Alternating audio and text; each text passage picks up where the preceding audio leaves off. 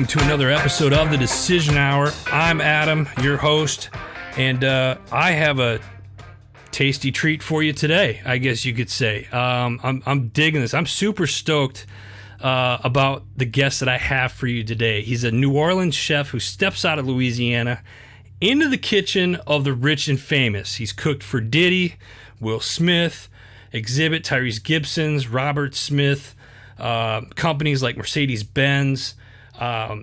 He has these lavish recipes that are available, that he's starting to make available for people across the United States. He's appeared on segments of like a World Food Championship, who's a top 10 finisher, the Jam TV show, New York Food and Wine Fest, just to name a few. He is the owner. Well, actually, you know what? Let me just bring him on right now. Right now, I got Chef Ryan on the phone with me. Chef, how are you today? I'm good. Man, thank you so much for taking time out of your busy schedule. I'm a huge fan, and I'm not one that gets, that geeks out or anything like that, but we're talking about a subject today that's very near and dear because I'm a foodie, and you being a chef, I love it. It's one of my favorite topics, man. It's near and dear to everyone's heart. Amen. Well, listen, why don't you tell the listeners a little bit about yourself? Yes, as you stated before, I am from New Orleans, born and raised. I've been cooking 22 years now. Wow. So it's, don't let the face fool you. I'm still young. I love it. How did you get into cooking? Was this something like when you were a kid, you said, hey, this is what I want to do when I get older? Or was this something that happened kind of later on in life that you just kind of found it was like a hidden talent or something?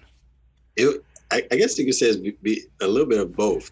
My parents always worked, back then, we just my brothers, just me and myself and my brothers. Sometimes, cousins, family come over and, we just mess around, make something to eat. Yeah. That's how it kind of sparked the interest right there, so cousins like, you're going to be a chef one day. And you're sitting there looking at them like, no. Yeah. But, the more I got into it, the more I enjoyed the passion about it, the more I loved it. So that's when I really decided to pursue it later on in college. Yeah. So I went to Nicholls State University, Chef John Folt's Culinary Institute. Okay. That's where I gained my culinary degree, which is it's about 1 hour outside of New Orleans. Nice. So that's where a lot of my foundation, that Southern Creole background, that's where, a lot of it comes from. So I've been able to bring that in different places, to Atlanta after Hurricane Katrina, to New York for a little bit.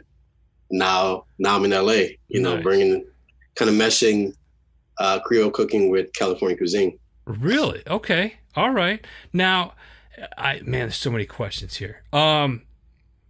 After, you start out, you said you went to Atlanta, New York, you're in LA right now. I want to go back, take a step back here a second. When you were starting off, what was one of your favorite dishes that you like to make? I would say anything seafood. Anything seafood. But you'd be surprised though. Breakfast is always a favorite. Breakfast was a favorite.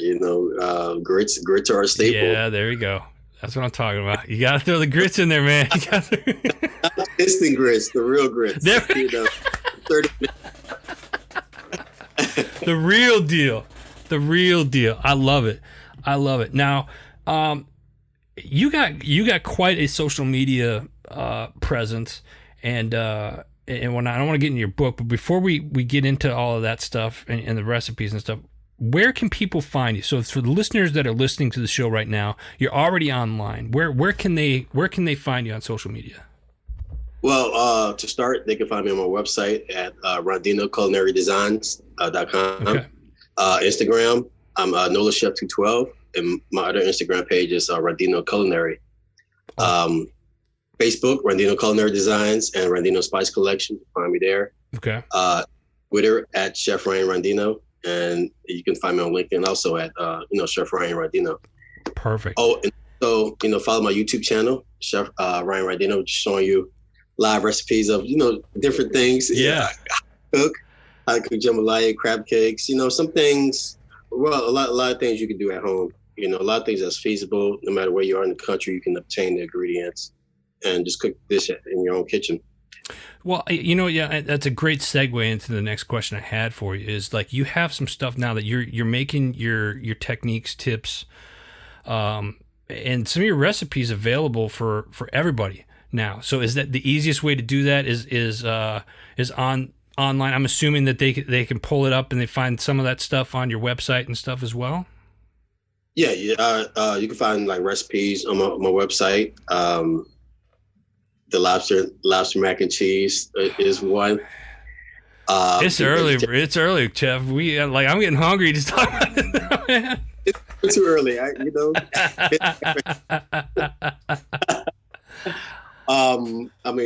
vegetarian. There's heirloom carrot dish. If you want some southern flair, that's a crawfish pie dish. Especially now, crawfish is in season. So that's just to name a few. And later on down the line, we're in the process right now. We're developing a recipe app right now. Okay, all right. Well, we're definitely gonna have to have you back on the show once that launches. Yeah, definitely. So it's recipes from all over that you can do at home. Just obtain, each different genres of cuisine and just really rock out in your kitchen. I love it, folks. If you're listening to the show, you're already online, so it doesn't take you but a second to open up another browser and check out. You got to check out Chef Ryan's website. I mean, I'm sitting here looking at it. I'm just like, man, my mouth is starting to water and stuff like that. It's crazy. It's let me see here. You find him on Instagram, Twitter, Facebook, LinkedIn, and the website. It's I don't want to butcher. It's www.Rondeno. Did I say that right? You're right. Culinary Designs, all one word. Rondeno Culinary Designs.com. What was? Let me ask you this: what was the hardest thing for you? What was the hardest thing getting into cooking? What was the hardest thing you had to learn? Or let me rephrase the question. What's the hardest thing you have to teach others that you see a common thing that people? Is there a common thing that people always mess up this particular dish because they're not flipping it at a certain time or something like that? You know what I mean? I think the hardest thing is consistency. Oh, okay. Because so let's say you and we're cooking the same dish. Yeah. But it's for one function. It may come out differently. So it's being consistent, being focused on what that dish should actually taste like versus, this is how I feel like it should taste. Right. You're following one chef's vision. So that's where consistency. It's your vision, right? Because everybody's got their palate's a little bit different. So it might taste a little bit different. Like my palate's obviously going to be different from your palate to, the person, my neighbor's palate, what have you.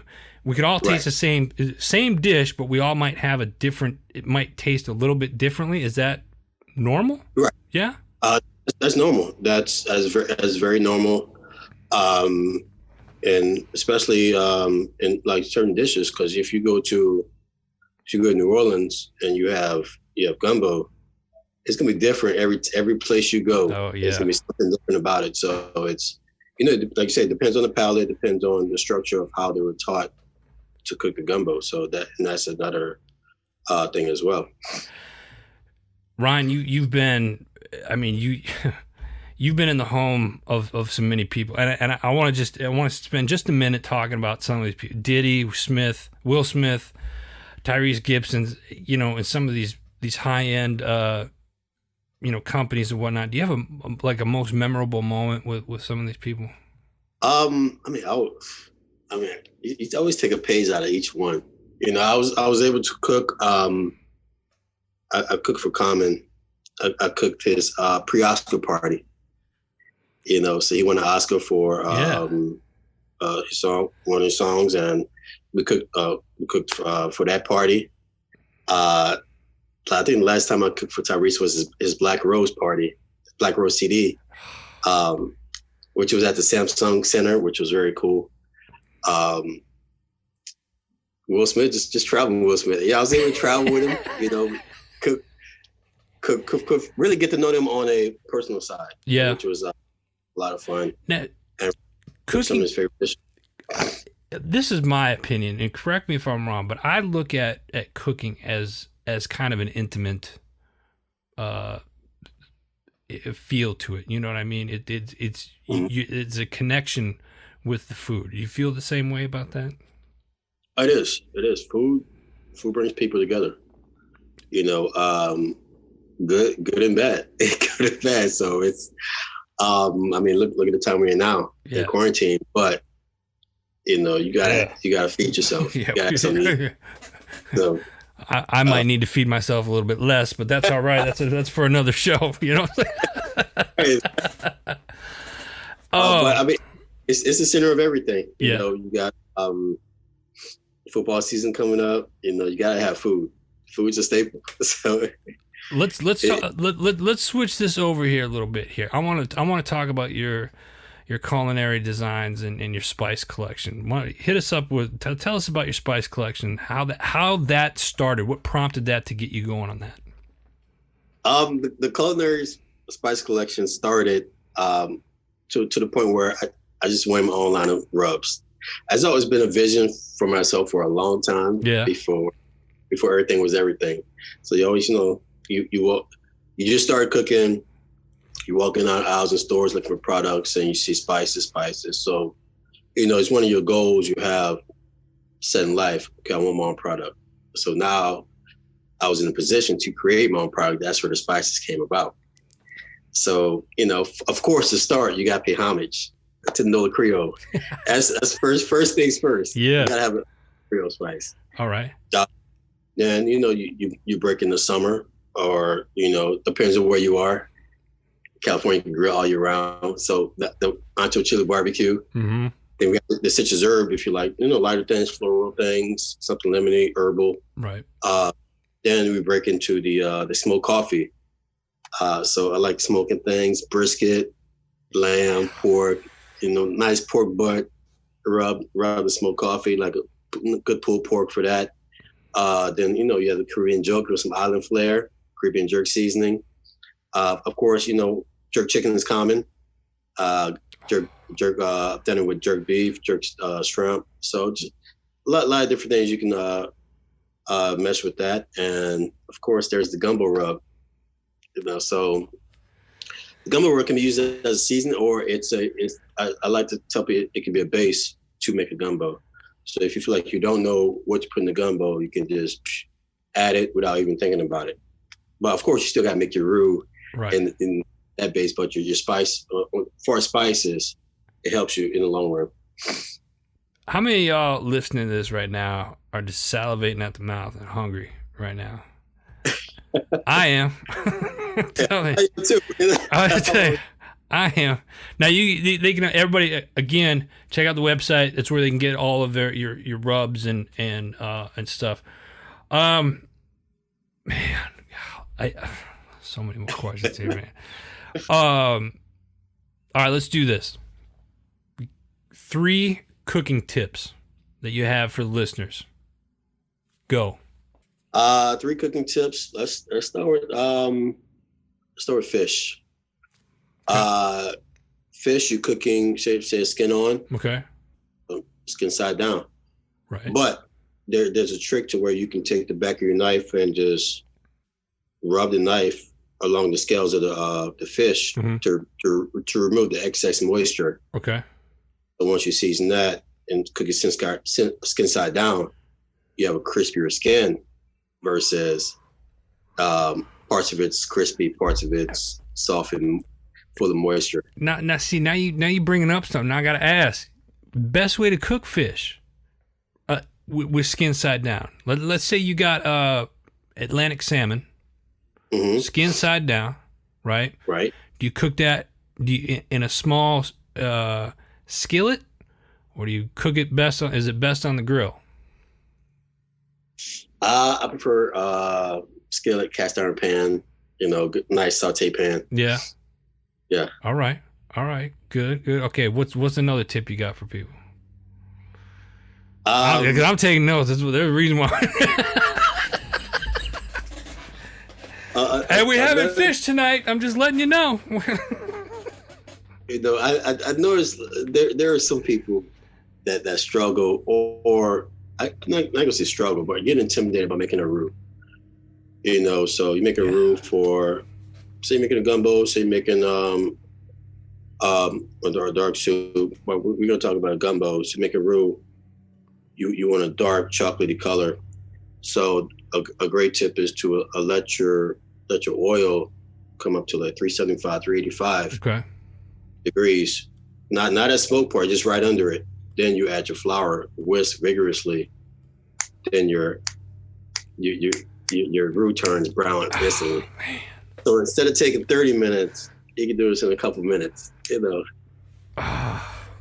Super simple. I'm digging this. I'm so digging this, folks. Listen, you got to check this out. We're gonna have all of Chef Ryan's stuff up on the website. We're gonna have it up on all of our social media stuff as well. You got to make sure that you're checking this out. I wanted to instructional video segments. You mentioned earlier a little bit about your YouTube channel, yes, and stuff like that. I strongly encourage anybody that wants to be better at cooking in your home. Listen, you're getting it right here, right now. We on with them right now.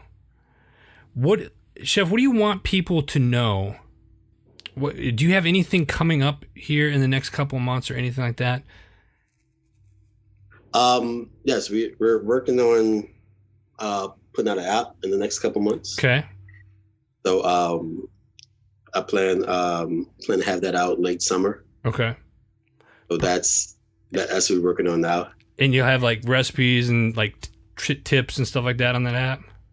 Tips, recipes, all types of recipes cook around the spices and rubs. So all types of things to really help people just navigate their way in the kitchen. Plus there'll be an update of 10 to 20 recipes per month. So there'll be always something fresh, something new that you can with that lies within the season.